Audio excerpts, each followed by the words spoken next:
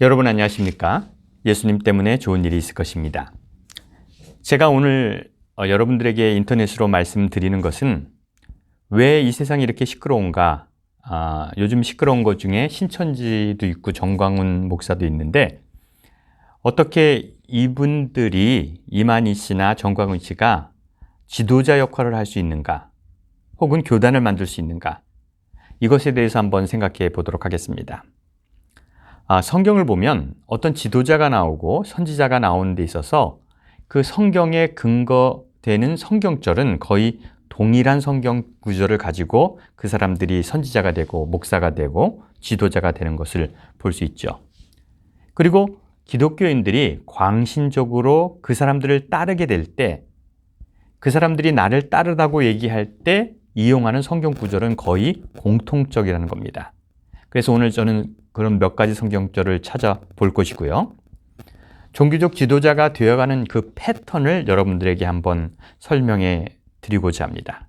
그리고 또 한 가지는 신천지가 기성교회를 사단의 교회라고 얘기하는 것과 정광훈 목사가 문재인 정부를 사단의 정부, 또 공산주의를 만들려는 그런 악의 정부로 만들려는 것에 있어서 거의 공통적인 성경의 패턴을 갖고 있다는 것입니다. 그래서 우리가 오늘 정광훈 목사는 기성교단이라는 그 중심적으로 설명을 할 거고요. 신천지는 신흥 이단 교단, 즉 그런 입장에서 정광훈 목사는 전통 기독교 혹은 신천지는 이설을 전하는 기독교, 이렇게 해서 두 개를 대비하면서 어떤 공통점을 가지고 성경을 보는지 제가 여러분들에게 설명해 드리고자 합니다. 이런 원리는 여호와의 증인이 나오는 방법과 또 안식일 교인, 혹은 몰몬교나 그런 기성교단들이 만들어지는 과정 속에서 거의 공통적으로 성경 구절이 인용되고 설명된다는 거죠. 더 나아가서는 자기의 정통성을 설명하기 위해서 천주교나 장로교나 칼빈이나 이만희나 정광훈 모든 사람들이 거의 공통적으로 같은 성경절을 이용한다는 것입니다. 그래서 여기에 가장 많이 사용되는 성경절은 요한계시록에 나와 있는 부분인데요. 요한계시록 1장 2절 혹은 요한계시록 12장 17절 혹은 요한계시록 19장 10절, 여기에 나와 있는 예수의 증거 혹은 대언의 영, 이 성경 구절을 자기에게 적용함으로써 신흥 교단과 지도자들이 탄생한다는 거죠. 왜냐하면 성경 말씀이 우리에게 있습니다. 그런데 그 성경 말씀을 해석해 줘야 되고 하나님에게 직접 설명을 받아서 우리에게 설명해 줘야 되는 존재가 필요한데, 그것이 대언의 영이라고 자기를 소개하는 거죠. 보나마나 똑같은 게 이만희 씨도 자기를 대언의 영, 즉 성경을 해석해 주기 위해서 하나님이 보내준 사도라고 생각했고요. 또 몰몬교회의 창시자도 역시 그렇게 했고, 또 여호와의 증인의 창시자도 그렇게 얘기했으며, 또 정광훈 목사 역시 성경을 해석할 때, 즉 기성 모든 목사님들이 성경을 해석하고 자기 말이 맞다라고 설명할 때 대언의 영의 개념, 즉 하나님의 말씀을 대언하는 자가 자기라는 그런 설명을 통해서 자기 말을 믿게 하는 부분이 있다는 거죠. 그래서 성경을 믿게 하는 데는 자기가 하나님의 말씀을 설명하는 능력이 있다 혹은 권한을 받았다라고 꼭 자기를 그렇게 설명하게 됩니다. 그래서 이분들이 공통적으로 성경 구절을 선택하는 것이 요한계시록의 12장 17절, 1장 2절, 예수의 증거 혹은 대언의 영이 자기들이라고 얘기를 하는 거죠. 그것은 기성교회 목사님도 거의 비슷합니다. 여러분들이 많이 들었죠. 목사님들이 설교할 때 오늘 하나님께서 우리에게 주신 말씀은 이라고 하면서 설교를 시작하잖아요. 과연 그것이 하나님이 그 목사님에게 주신 말씀인지 아니면 자기가 하고 싶은 얘기인지 우리는 그것을 좀 생각해 봐야 할 것 같습니다. 자, 그리고 그 다음에 성경을 우리가 뭐라고 가리키냐면, 기독교에서는요, 여러분 그런 얘기 들어보셨을 거예요. 성경 말씀이 신묘막측하다. 그리고 성경에는 모든 것이 답에 있다. 이렇게 얘기하는 것을 들어보셨을 거예요. 그래서 성경은 신묘막측하고 대단한 뜻이 있기 때문에 우리가 특별하게 해석을 해야 한다라는 설명을 들으셨고요. 그러나 그것은 성경을 보는 것에 있어서 아주 잘못된 성경의 오류로 빠지게 됩니다. 저는 오늘 여러분들에게 이 두 가지를 설명해 드리고 싶어요. 뭐냐면 과연 성경은 신묘막측한가? 혹은 성경은 정강록처럼 무엇인가 많은 것을 계시하고 있고 그리고 성경에는 오류가 없는가라는 질문에 대해서 여러분들과 이야기를 하고 싶습니다. 왜냐하면 이 질문이 우리로 하여금 이단에 빠지게 하고 목사님들에게 맹종하게 되고 그 다음에 교단에 빠지게 되는 근본적인 문제이기 때문에 그렇습니다. 자, 그러면 우리가 그런 일을 하기 위해서 많이 성경절로 인용하는 것이 디모데후서 3장 16절입니다. 제가 한번 읽어볼까요? 모든 성경은 하나님의 감동으로 된 것으로 교훈과 책망과 바르게 함과 의로 교육하기에 유익하니. 이것은 모든 교단과 목사님들이 성경은 오류가 없고 하나님의 감동으로 됐기 때문에 전혀 문제가 없다라고 생각하는 우리를 가리키는 대표적인 성경 구절입니다. 그런데 우리가 여기서 생각해 봐야 할 문제는 디모데후서의 저자가 하나님인가 사람인가? 이것은 디모데후서의 저자가 이런 견해를 갖고 있었다는 거예요. 성경은 참 하나님의 감동으로 된 것이고 그리고 이곳에서 말하는 모든 성경은 이라는 것을 질문을 해야 돼요. 과연 디모데후서의 저자가 있었을 때, 이 글을 쓸 때 성경이란 무엇이었을까? 이것도 한번 생각해 봐야 되는데 디모데후서의 저자가 성경은 참 우리를 의로운 길로 가기에 합당한 것이다. 그리고 하나님의 감동으로 된 것이다. 이 말씀을 믿기 때문에 성경은 오류가 없고 모든 것이 하나님의 말씀이다 라고 생각하는 절대적으로 가르치는 부분이라고 생각합니다. 자, 이 말씀을 믿게 됐을 때 여러분들이 이제 성경은 하나님의 말씀이고 오류가 없다라고 생각하게 됐을 때 그 다음으로 보는 성경이 어떤 성경일까요? 여러분들 이거는요 여호와의 증인이나 정광훈 목사나 모든 목사들이 특히 한국 목사님들 이 성경절을 가지고 성경의 신묘막측함을 이야기하는 데 주로 쓰이는 성경절입니다. 이사야서 34장 16절입니다. 제가 한번 읽어보겠습니다. 너희는 여호와의 책을 찾아 읽어보라. 이것들 가운데 빠진 것이 하나도 없고 제짝이 없는 것이 없으리니 이는 여호와의 입이 이를 명령하셨고 그 영이 이것을 모으셨습니다. 이 얘기를 읽어보면요. 여호와의 책, 이것을 우리가 성경이라고 생각하죠. 여호와의 책을 한번 읽어보면 그곳에는 빠진 것이 없다는 거예요. 모든 것에 답이 있다는 거죠. 그리고 짝이 없는 게 없다는 거예요. 그래서 이것을 어떻게 설명하냐면 이 설명은 이만희 씨도 이렇게 설명하고 목사님들도 그렇게 설명하고 여호와의 증인들도 생길 때 그렇게 설명했고 안식일 교회도 생길 때 이렇게 설명했다는 거예요. 그 설명을 여러분에게 드리는 겁니다.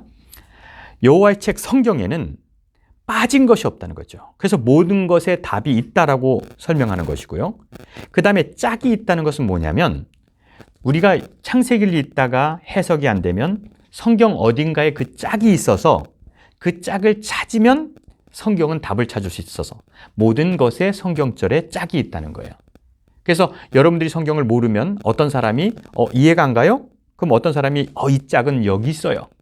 뭐 다니엘서보다 헷갈리고 모르겠으면 이거는 이사야서에 이런 짝이 있습니다. 그래서 막 설명을 하는 과정에서 꼭 이사야서 34장 16절을 인용하는데요.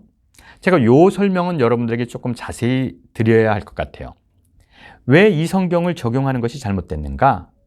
여기서 말하는 여호와의 책이라는 것은 과연 성경인가? 혹은 그 짝이라는 것은 성경의 말씀인가? 이것을 한번 생각해 볼 필요가 있어요. 그러면 제가 디모데후서 3장 16절에 모든 성경을 얘기했을 때 그 성경이 우리가 보는 성경인가? 하나님의 감동이라는 것이 정말 하나님이 하신 말씀 중에 오류가 없는 것인가? 라고 우리가 한번 생각해 봐야 되는데요. 그러면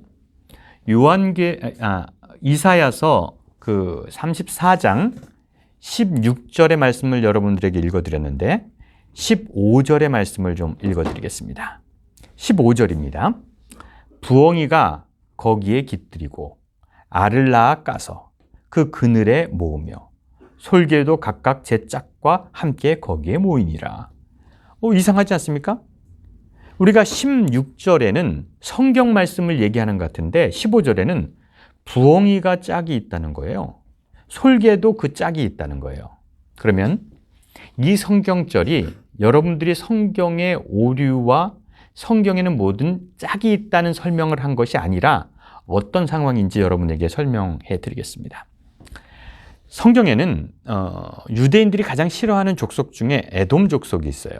그래서 에돔 족속이 멸망할 것이다 라는 예언들이 곳곳에 몇 군데 있습니다. 그래서 에돔 족속들은 이스라엘 백성들을 괴롭히는 사람들이기 때문에 그 나라가 멸망할 것이다 라고 예언된 것들이 많이 있어요. 예레미야 49장에도 있고요. 에스겔 35장에도 있고요. 왜냐하면 그 주변 나라가 그 주변 나라를 괴롭히는 것이 맞기 때문에 유다라는 나라 주변 나라가 에돔이기 때문에 즉 또 에돔이라는 거 에서의 후손이고 경쟁 관계에 있었기 때문에 그 나라가 멸망할 것이 예언된 예언들이 유다에는 많이 있습니다. 그러면 그곳에 에돔이 멸망할 것이라는 예언이 있는 책들이 있는데요. 에돔만 멸망한다고 나와 있는 것은 아니에요. 블레셋도 멸망할 것이다. 어떻게 될 것이다. 모압도 어떻게 될 것이다. 이런 예언들이 성경에는 많이 나와 있습니다. 그런데 이사야서 34장 16절은 뭐냐면 에돔이 멸망할 것이다 라는 내용이에요. 그럼 에돔이 어떻게 멸망할 것인가? 에돔이라는 땅은 좀 고원지대에 있었어요. 그래서 높은 지역이었는데 그 성이 멸망되고 그 성에 폐허가 돼서 그 성에 많은 야생동물들이 그곳에서 거하게 될 것이다. 그 정도로 폐허가 될 것이다 라고 예언하는 중에 이 얘기가 나오는 겁니다. 그러면 제가 34장, 이사야서 34장 14절부터 16절까지 한번 읽어볼게요. 17절까지 한번 읽어보겠습니다. 들짐승이 이리와 만나며 수돔소가 그 동류를 부르며 올빼미가 거기서 살며 쉬는 초소로 삼으며 부엉이가 거기에 깃들고 알을 낳아가서 그 그늘에 모이며 솔개도 각각 제 짝과 함께 거기에 모이리라. 너희는 여호와의 책을 찾아 읽어보라. 이것들 가운데 빠진 것이 하나도 없고 제짝이 없는 것이 없으리니 이는 여호와의 입이 이를 명령하셨고 그의 영이 이것을 모으셨습니다.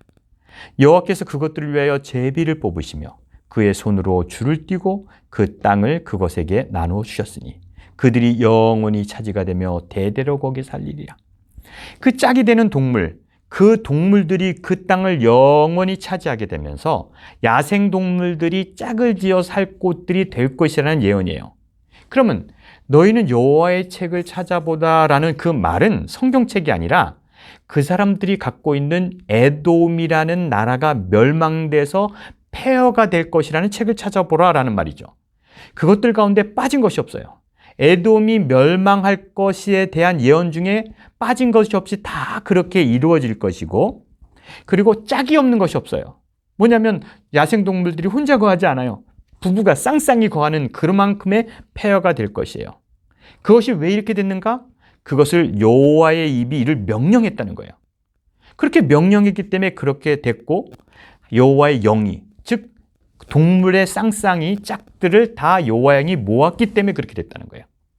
이 얘기는 성경에 짝절이 있다는 얘기가 아니라 여호와의 책에 무엇인가 짝이 있고 해석이 있어서 그런 게 있다는 얘기가 아니라 에돔이 멸망한다는 얘기를 하는 그저 그런 얘기인데 모든 이단과 이만희 씨나 여호와 증인이나 그런 모든 선지자들이 있다고 성경을 해석하는 사람들은 성경에 짝이 있다.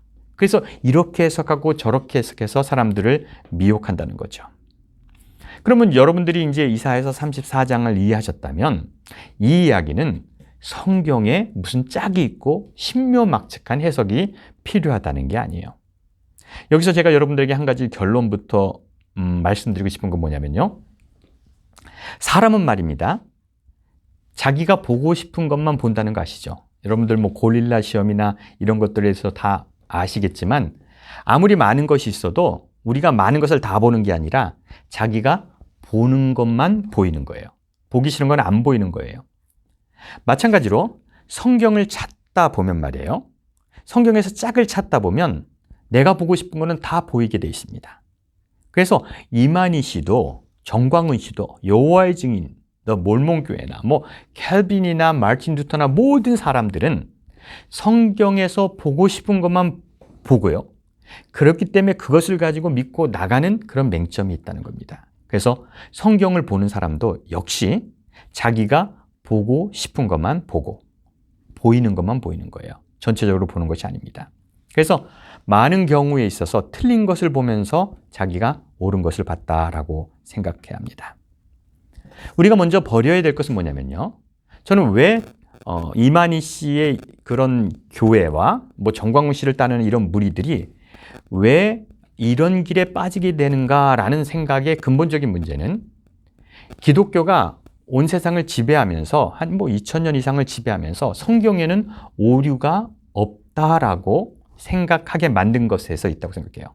그래서 오류가 없다는 사람들은 성경을 펼쳐서 희한하게 설명하면 오류가 없는 것을 내가 모르니까 희한하게 설명하는 것을 믿으려는 경향이 있는 거죠. 그런데 우리가 먼저 버려야 되는 것은 뭐냐면 오류가 없는 책은 없습니다. 사람이 건들고 사람이 쓴 것, 이런 것들은 오류가 없는 것이 없어요. 성경은 아주 좋은 책인데 그것을 오류가 없다라고 하는 순간 아주 기막힌 책이 됩니다. 무서운 책이 되는 거죠. 그럴 때 좋은 것으로 쓸 수 있고 어떨 땐 나쁜 것으로 쓸 수 있어요.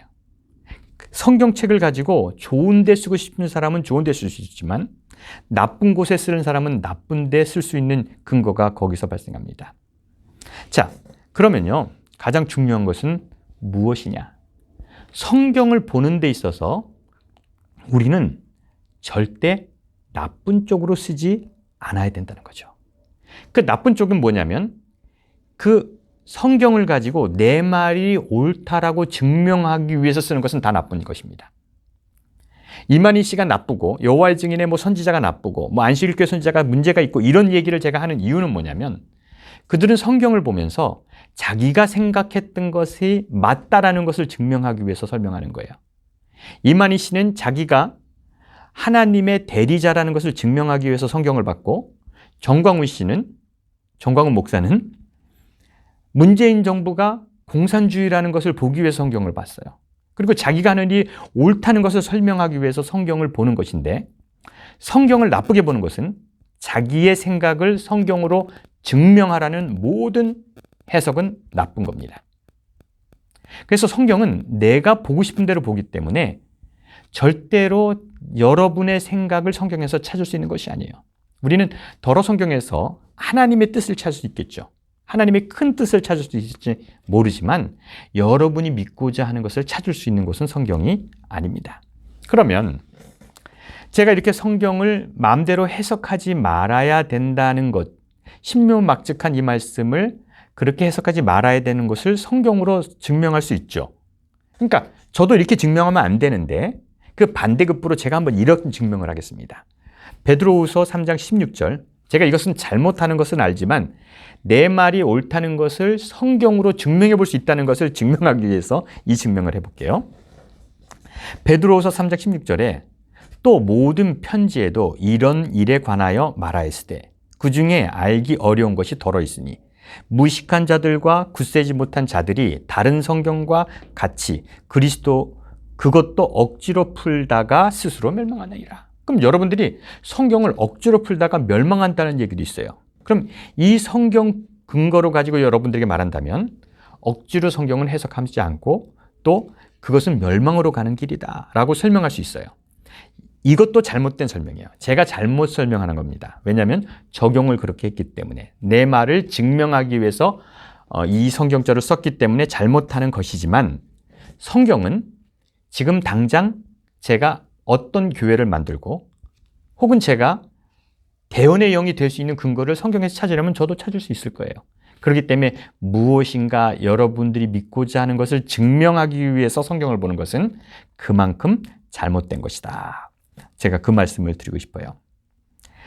이만희 씨를 대표하는 이 잘못된 저는 정광훈 목사가 얘기하는 것도 잘못됐다고 생각해요. 모든 기독교가 추구하는 것들이 둘 다 이런 것을 베이스로 하기 때문에 잘못됐다고 생각합니다. 옳은 것이 없어요. 왜냐하면 성경은 자기가 원하는 것을 증명하기 위해서 쓰여진 것이 아니기 때문에 그렇습니다. 그러면 우리는 신천지와 기독교 이것을 볼 때 우리가 어떤 것을 봐야 하는가? 그럼 제가 이제 시간이 많지 않으니까 그러면 신천지 교회나 기독교가 들어오는 과정 속에서 왜 한국에는 이런 문제가 특별하게 생기는가에 대해서 좀 설명을 하기 원합니다. 여러분들이 아직까지 다 아시는 얘기지만 우리나라는 불교 국가는 아니었고요. 토속 신앙이 있었습니다. 무당 신앙 이런 것들이 쭉 있었는데 일본이 물러나고 나서 한마디로 미군 군정이 들어오는 거죠. 미군 군대가 들어와서 그리고 이승만 대통령이 와서 한국을 기독교 국가로 만들려고 해요. 그래서 미군 정이 들어오고 이승만 대통령이 들어와서 기독교 국가가 되는 과정입니다. 그때 미국에서는 어떤 일이 있었냐면 공산주의에 대한 아주 큰 문제가 있었어요. 미국은 러시아 때문에 공산주의 때문에 여러 사람을 잡아가고 하는 미국의 문제가 있었는데 그런 미국에 있었던 공산주의 문제를 그대로 한국에 갖고 와서 왜냐하면 한국은 북한이랑 접해 있었고 또 영향권에 있었으니까. 그래서 이승만 대통령이 공산주의와 기독교라는 이데올로기를 가지고 대한민국을 지배해 나갔던 시대입니다. 근데 여러분들 우리가 공산주의가 아니라고 그래도 그 당시는 이승만 대통령 시대에는 자기를 반대하는 사람을 공산주의라고 그랬어요. 그런데 공산주의가 아니라고 그래도 자꾸 안 믿고 그러면 가장 공산주의가 아니라고 얘기할 수 있는 게 뭐냐면 기독교인이 되는 거예요. 그래서 많은 사람들이 기독교로 돌아왔고요. 그 다음에 기독교에 들어오면 그때 미국을 통해서 들어오는 여러분 구호물품이라고 받아보셨을 거예요. 그럼 저도 어렸을 때 구호물품이 좀 있었는데 그런 것을 받기 위해서 기독교로 들어오면 공산주의라는 것에서 벗어날 수 있고 그 다음에 먹을 것도 해결됐고 그렇기 때문에 한국의 대부분의 사람들이 많은 사람들이 기독교로 개종하게 됩니다. 그래서 한국이 기독교화되는 것은 이 두 가지 요소가 있는 거죠. 그렇게 기독교로 들어와서 혜택을 보면서 유교를 겪고 나서 그러면서 대한민국은 급속도로 발전하게 됩니다.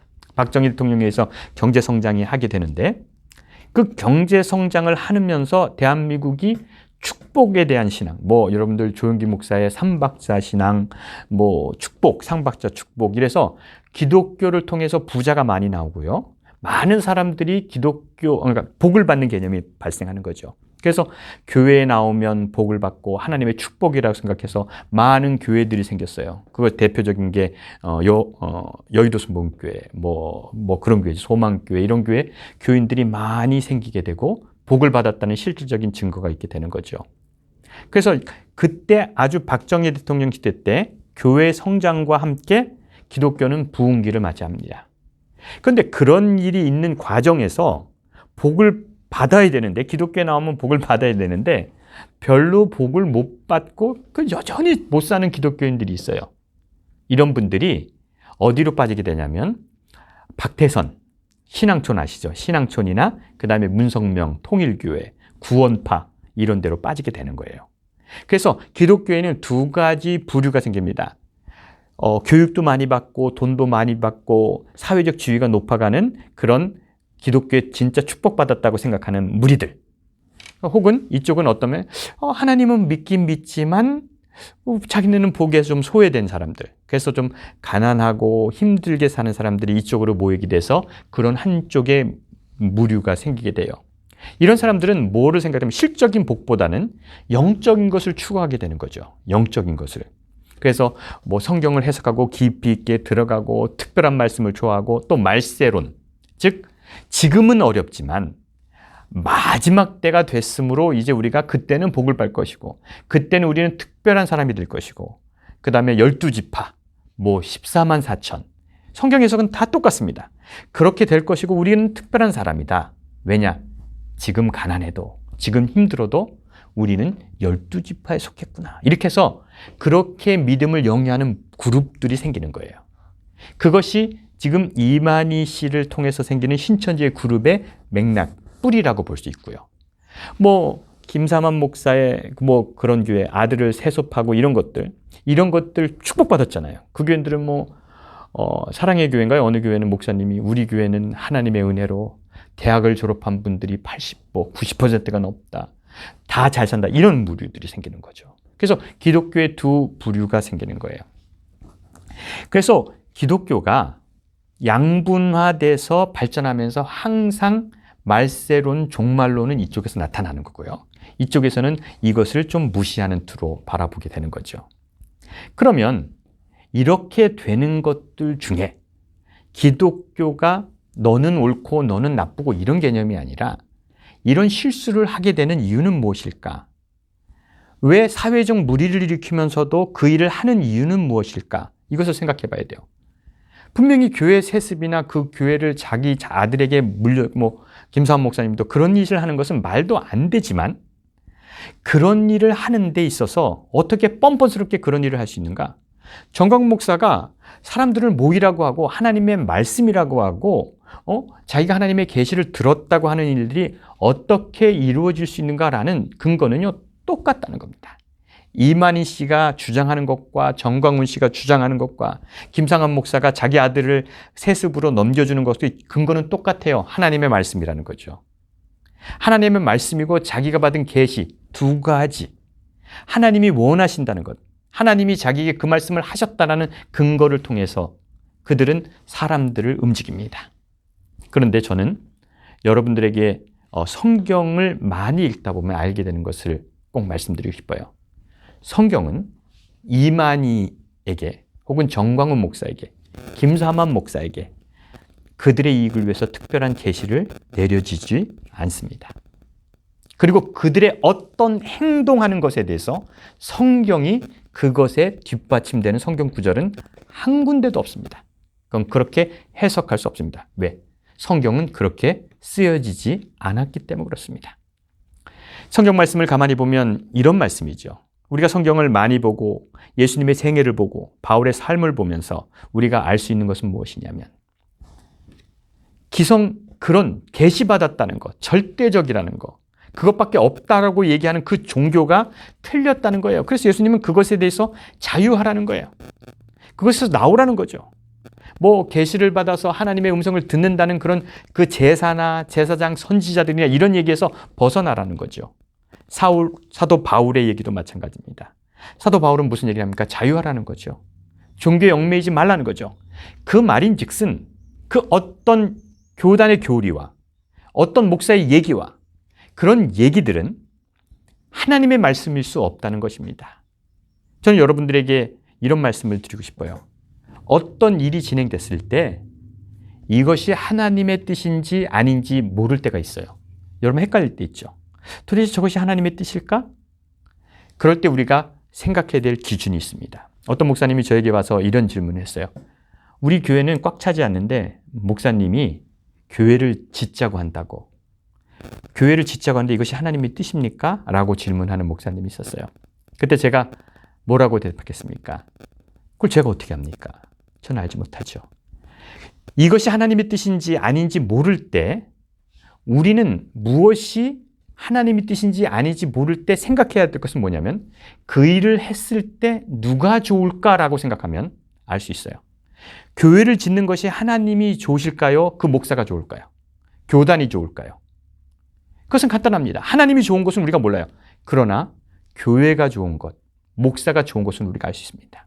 그러면 그 일은 목사가 좋아하는 일이지 하나님이 좋아하는 일이 아닙니다. 김삼문 목사가 아들을 자기 그 교회 담임으로 세울 때 하나님이 영광 받으실까요? 그 아들 목사가 좋을까요? 그건 당연합니다. 김삼문 목사가 좋은 거예요. 그것은 하나님이 좋아하는 게 아니죠. 정광훈 목사가 그런 일을 통해서 하나님의 음성이라고 하고 막 할 때 누구에게 명예가 돌리고 누구에게 영광이 돌아갑니까? 하나님이요? 천만의 말씀이죠. 자기에게 영광이 돌아가고 저는 그분이 감옥에 가려고 길을 쓰는 것 같아요. 옥중서신 이런 걸 쓰고 싶어 하는 것 같아요. 그러나 그것이 옳습니까? 옳지 않습니다. 그래서 우리가 성경과 무슨 선지자들이 하는 말을 들을 때 과연 그것이 옳은가 틀린가라고 구분할 수 있는 방법은 이 일을 통해서 누가 영광을 받는가? 하나님이 영광을 받으시는가? 사람이 영광을 받는가? 그리고 여러분들이 분명히 아셔야 될 것은 뭐냐면 인간의 이론, 자기 주장을 성경을 가지고 펼치는 자들은 다 나쁜 사람들입니다. 그 사람들은 절대 선지자일 수 없고 성경을 올바로 해석하는 사람이 아닙니다. 성경은 그런 것을 보여주는 것이 아닙니다. 성경은 여러분들이 하나님 앞에 어떻게 살아야 할지, 어떻게 정직해야 할지, 어떻게 진실되어야 할지를 그냥 크게 보여주는 것이지, 어떤 행동을 해야지만 그것이 하나님의 사람이라는 증거를 보이는 것이 아니라는 거죠.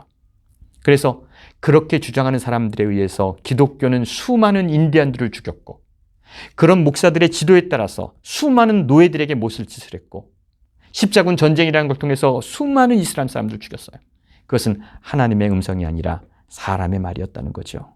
지금 저는 이만희 씨가 하는 신천지나 혹은 정광훈 씨가 얘기하는 그 기독교나 혹은 또 정통이고 고상하다는 김삼 목사님 하는 그런 모든 행동이 하나님의 뜻이랑은 전혀 상관없는 그들의 본인의 생각이라는 것을 성경을 통해서 말씀드릴 수 있어요. 제가 한 얘기만 하고 마치도록 하겠습니다. 옛날에 영국에 철도가 들어왔어요. 철도가 들어왔는데 그 철도에 기차가 가끔씩 다니게 됩니다. 근데 밤 한 10시쯤에 그 철도가 지나가니까, 기차가 지나가니까 건널목에 이제 건널목지기 아저씨가 있었어요. 뭐 기차가 많이 다니면 하루 종일 일하는 사람을 쓰겠지만 기차가 가끔 다니니까 그 기차가 지나가는 시간에 나와서 이제 차량을 통장하는 일을 하는데, 하루는 그 건널목집이 아저씨가 그 집에서 이제 저녁을 먹고 했는데 친구들이 놀러 왔어요. 그래서 친구들과 이런 얘기 저런 얘기 하다 보니까 시간이 많이 지났어요. 그리고 친구들은 가고 부인이랑 잠깐 얘기하다가 소파에서 졸게 됐어요. 근데 저녁 10시가 됐어요. 기차가 지나가는 소리가 삑삑 나니까 이 할아버지는 등불을 들고 얼른 뛰어나갔어요. 내가 왜 잠이 들었지? 하고 뛰어나갔어요. 뛰어나가서 이제 그 철길에 서서 이렇게 이제 차량들을 통제하는데, 자기가 등불을 아무리 흔들고 막 소리를 치고 하는데 어떤 차가 한 대가 오는 거예요. 차가용 한 대가 계속 덜컹덜컹, 그 당시는 자동차도 시끄러웠을 테니까 와서 그 자동차가 기차에 치여서 온 가족이 죽었어. 그래서 경찰이 나와서 조사하고, 그런데 아저씨가 그 등불을 흔들었는데 그 사람이 말을 안 들고 그 가족은 다 죽었으니까 이 건널목지기 할아버지는 무죄로 풀려나게 됐어요. 그래서 집에 들어와서 이제 있는데 시무룩하게 있으니까 집사람이 물어봅니다. 그 아내가, 여보, 당신은 당신 일을 했는데 그 사람들이 말을 안 들었기 때문에 당신 잘못이 아니에요. 당신 잘못이 아니니까 마음 푸세요. 그런 얘기를 하니까 할아버지가 그 아내에게 이런 얘기합니다. 내가 정신없이 뛰어가서 등불을 흔들었지. 그리고 소리도 질렀지. 차가 오지 말라고 그렇게 손짓도 하고 했지. 근데 여보, 내가 너무 급하게 나가는 바람에 등불에 불이 켜있지 않았어. 이런 얘기를 하는 겁니다. 등불에 불이 켜있지 않았기 때문에 그 차는 그 등불을 보지 못했기 때문에 계속 와서 사고가 난 거죠. 기독교가 마찬가지입니다. 켜지지 않은 등불을 갖고 흔드는 거예요. 알맹이가 없어요. 하나님의 본뜻을, 성경이 우리에게 가르쳐주신 본뜻을 흔드는 것이 아니라 자기 말을 떠들고 깡통을 흔들기 때문에 세상은 희끄러운 거예요. 세상은 싸울 일이 없습니다. 문재인 정부가 아무리 잘못해도 그들을 심판할 것을 성경에서 근거로 찾을 수 없어요. 인디안들이 아무리 이교도들이지만 인디안들을 죽일 근거를 성경에서 찾을 수 없어요. 어떤 것도 성경에 찾을 수 없습니다. 이만희 씨가 주장하는 모든 것들, 뭐 신천지를 만들고 그런 것들, 그거 자기의 생각이지. 교회를 해체해서 자기네 교회로 오게 하는 것을 성경의 근거를 찾을 수 없어요. 왜 그런 일이 생기는가? 하나님의 근본적인 말씀, 세상을 평화롭게 하고 세상을 이롭게 하고 하늘 아래 부끄럽는 그리스도인 삶을 살게 하는 것 근본을 버리고 자기의 생각을 펼치기 때문에 세상은 시끄러운 겁니다. 특히 한국은 그래서 시끄러운 겁니다. 저는 여러분들에게 우리의 근본적인 문제는 성경에 대한 오해와 인간에 대한 맹신에 있다고 여러분에게 말씀드립니다. 이것도 아니고 저것도 아니게. 여러분들 성경으로 돌아가서 우리는 그리스도인답게 하나님이 보시기에 올바른 그리스도인의 삶을 사는 것, 이것을 우리의 평생 목표로 삼고 기도와 말씀에 정진하는 삶을 살아야 된다고 저는 생각합니다. 그래서 저는 오늘 여러분들에게 특별히 방송을 하는 이유는 뭐냐면, 이만희 씨를 추종하는 신천지 그 사람들 욕할 필요는 없죠. 그러나 그들의 형태는 너무나 욕을 먹어 맞습니다. 개인적으로 욕할 필요는 없죠. 정광훈 씨가 하는 그런 것들 있잖아요. 집회나 누굴 특정 집단을, 이건 말도 안 되는 겁니다. 아니면 김사원 목사가 자기 아들을 교회를 세습하는 거, 이런 것도 다 말이 안 되는 겁니다. 그런데 이런 곳에 문제가 뭔지 아십니까? 그걸 추종하는, 성경을 보지 않는, 하나님의 뜻을 찾지 않는 추종자들이 있다는 것이 문제예요. 여러분들, 부디 성경으로 돌아가셔서 성경을 많이 읽어서 내릴 결론은 이것입니다. 하나님은 평화를 원하시죠. 하나님은요, 여러분들이 진실되기를 원하십니다. 인간을 따라가기를 원하지 않습니다. 그리고 예수님은 분명히 그런 말씀을 하셨어요. 말세, 그런 세상 종말이 아닙니다. 많은 사람들이 나의 이름으로 와서 내가 예수다라고 얘기하는데 그거 다 거짓말이라는 거죠. 목사들이 하는 말과 이만희씩 하는 말 다 그런 거 아니에요. 여러분들, 성경 말씀 많이 읽으시고 그곳에서 하나님의 뜻을 찾는 저와 여러분이 되기를 간절히 바랍니다. 말씀을 줄이도록 하겠습니다. 감사합니다. 오늘도 예수님 때문에 좋은 일이 많게 되기를 간절히 바랍니다. 감사합니다.